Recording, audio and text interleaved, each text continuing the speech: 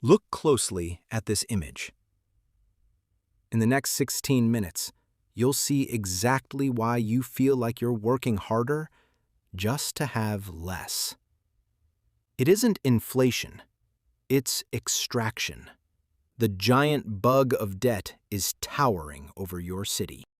We are at a crossroads. On one side, the slow, honest pride of building with our own hands. And on the other, a high-tech world where automation promises us the keys to success instantly. But at what cost? By the end of this loop, you'll understand the forces making the American dream a trap.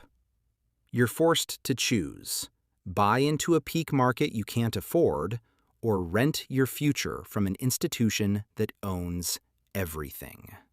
First, we define the siphon. While you struggle to save your coins, the city acts like a straw, siphoning the value of your labor directly into the infrastructure of the elite. You save, they extract. This is the shock phase.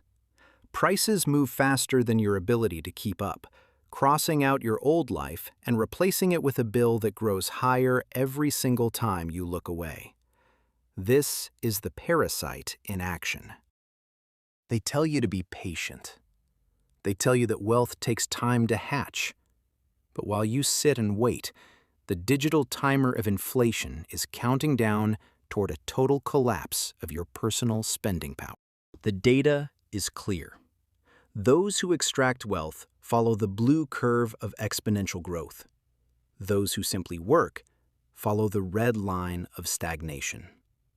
It is time for you to decide which path you are actually on. The confusion you feel is intentional. The more noise and question marks they throw at you through your screen, the harder it is for you to see the exit from this financial maze they've built. This is the final reality of the extraction economy. You work hard and you follow the rules, yet you end up staring at an empty wallet while the wealth you created moves to a different zip code. But look ahead. Beyond the struggle lies the city of real opportunity. To get there, we must first understand exactly how they took what was yours. Look at the pressure being applied to your life. Powerful market forces are crushing the dream of ownership, squeezing every last drop of value out of the roof over your head. The city is growing, yet the homes are disappearing. For every new person seeking shelter, another red mark appears on the map.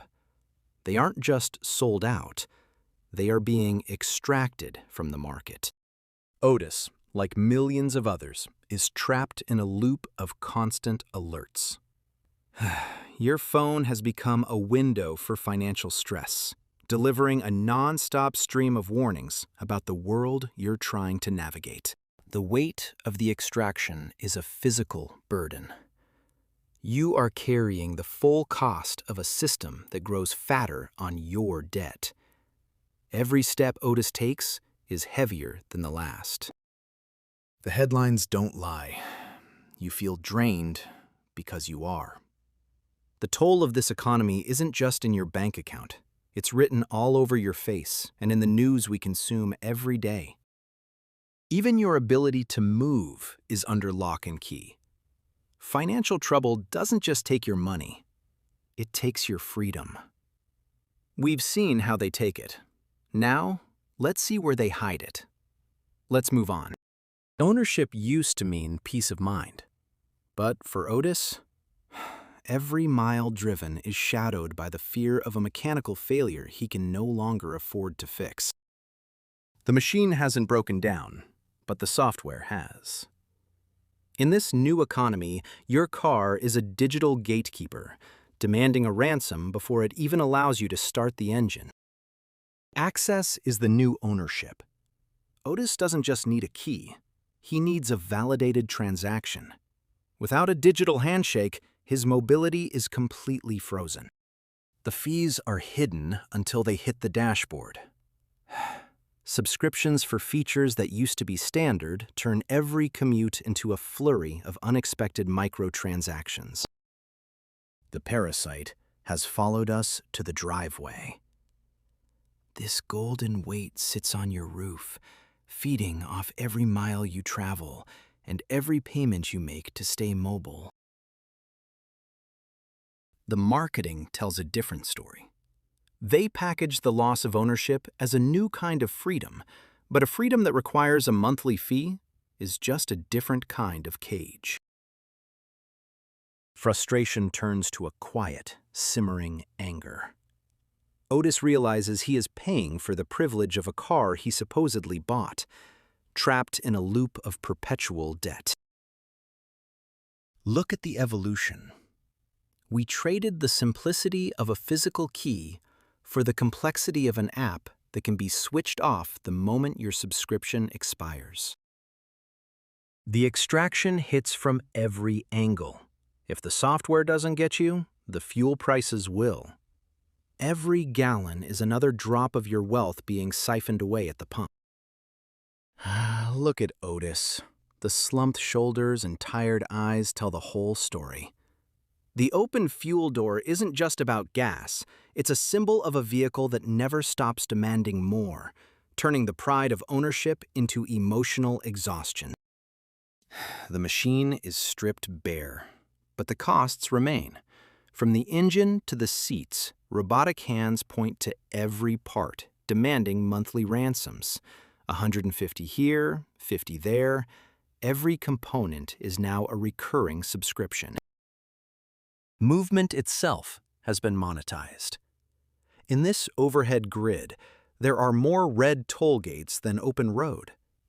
No matter which way Otis turns, the system is there to take its cut. In this world, freedom of movement has a per-mile price tag. When the inevitable flat tire hits, Otis doesn't even have the energy to be shocked. He stands there with an open palm, a weary, "What now?"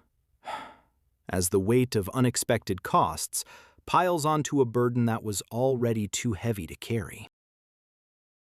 The math eventually hits a hard zero. Otis points to the red text of a drained account, the digital proof of his total financial depletion. Every penny earned was systematically siphoned away by the 1,000 tiny tolls of a car he can't afford. This is the final truth. Look at the stickers. Not owned. On the door, the engine, even the loose parts. You can pay for the access, but you'll never own the foundation. Because it doesn't stop with the car. Even the simplest silhouette of a bicycle, the most basic form of human independence, is now host to the parasite. This small yellow intruder sits at the very point of contact, proving that in this economy, nothing moves without something else feeding off it.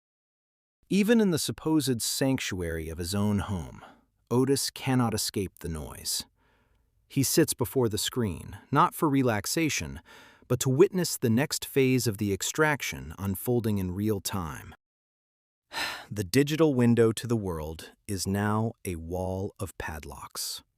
Every icon on the screen is a gatekeeper, informing Otis that his entertainment and his information is only available on a pay-to-play basis. The extraction has moved into the kitchen. Otis stands before his own refrigerator, only to find that the basic necessity of food preservation has been locked behind a digital paywall. Cooling is now a service, not a feature. It only takes one touch. This large red button is the heartbeat of the modern economy, a recurring payment that creates a permanent, invisible siphon between your bank account and their servers. Now we see the parasite for what it truly is. It clings to Otis's back, extending blue lines of debt into every aspect of his life. It doesn't just take his money. It feeds off his very ability to sustain himself. There is nowhere left to hide.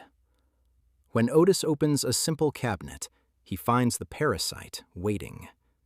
The hidden costs are no longer just in the fine print.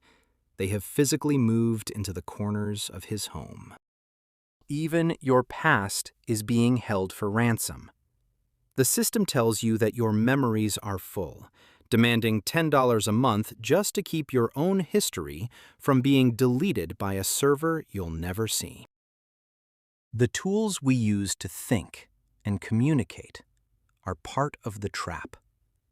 Otis holds a device that doesn't just need a charge, it needs a transaction. In this world, the battery doesn't die. The payment expires. Even the pursuit of health has been captured.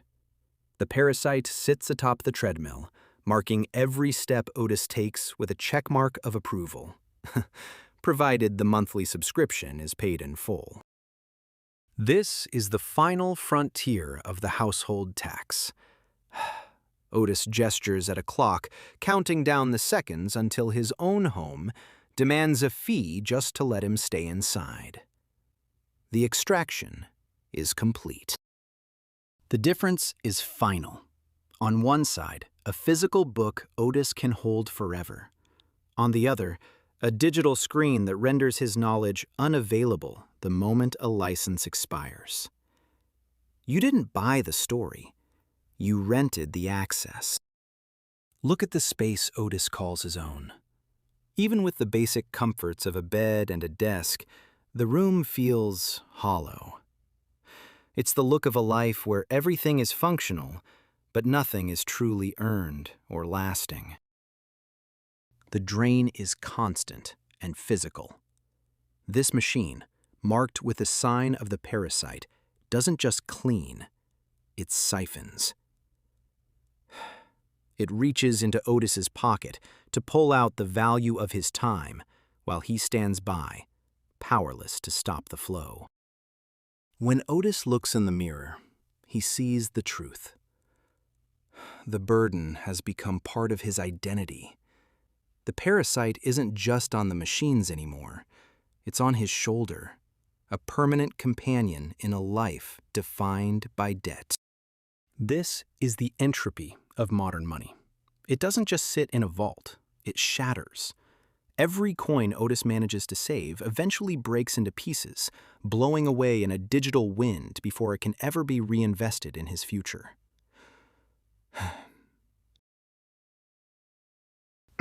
The final seal is placed. You can pack your life into boxes, but the stamp tells you who really holds the title. Everything you thought you owned is now legally and digitally the property of the system. Let's move on. The moment of decision has arrived. Otis holds the tools of his own liberation, his expression hardening with the realization that the only way out of the trap is to physically cut the ties that bind him. With one decisive snap, the flow is interrupted. He is no longer a passive host. He is actively disconnecting from the invisible wires that have siphoned his wealth and his peace of mind for years. Otis looks at what remains. A single coin isn't just currency anymore. It's a symbol of value regained. He is weighing the cost of his past choices against the weight of his future freedom. Recovery is slow, but it is inevitable. Even in the cracks of a broken system, resilience takes root. These small plants prove that growth is possible even after the most severe extraction. No one escapes the maze alone. By accepting the hand of another, Otis opens a door that the system tried to keep closed. Community and support are the ultimate antidotes to extraction. He confronts the reality head-on. The board isn't a list of debts, but a manifesto of responsibility. To own your life, you must first own the truth of how you lost it. The goal is finally in sight. A home that isn't a subscription, but a foundation. This isn't just real estate, It's the achievement of stability in a world designed to keep you moving. The stress doesn't vanish overnight. Otis still feels the phantom weight of the parasite on his neck, but the worry is now tempered by a growing awareness. He is learning to spot the trap. As Otis directs his resources elsewhere, the parasites begin to starve. Without the constant flow of his labor to feed them, the financial drains shrink and eventually wither away. He is fixing more than just gears. By committing to the workbench, Otis is reclaiming his time, his habits, and his direction. He is the architect of his own schedule once again. The transformation is steady. As the sun rises, the shadows of the old, extracted version of Otis fall behind him. He is walking toward a future that hasn't been prepaid or predetermined. The first sign of true recovery is internal. The tension in his jaw has faded, replaced by a faint smile of relief. The emotional weight is lifting as the financial burden disappears. The fees are hidden until they hit the dashboard. Subscriptions for features that used to be standard turn every commute into a flurry of unexpected microtransactions. Otis stands on ground that no one else claims. He is calmer now, adjusting to the quiet of a life that isn't being constantly interrupted by alerts, tolls, or recurring payments. But the work never truly ends. This golden parasite remains as a reminder to stay vigilant. The system will always try to find a new point of contact. Now, Otis knows how to say no. The parasite only survives as long as you provide the host. Otis chose to disconnect. Now it's your turn. If you're ready to stop renting your life and start owning it, hit subscribe and join the Reclamation. Your time starts now.